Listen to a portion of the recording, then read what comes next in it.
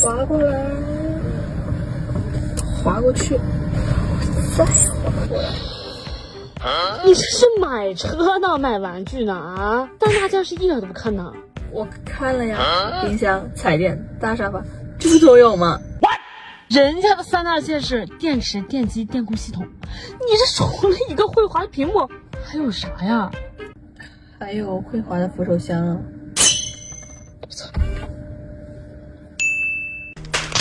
不是你买车整这些花里胡哨有啥用啊？我跟你说，最主要的还得是舒适。你不知道我那车，人家那个座椅坐，这不比你油车舒服？那你开吧，我想去坐去。嗯，你的位置在后边。这都拆的，我坐哪呀？这儿，在这儿。Patience is key in life.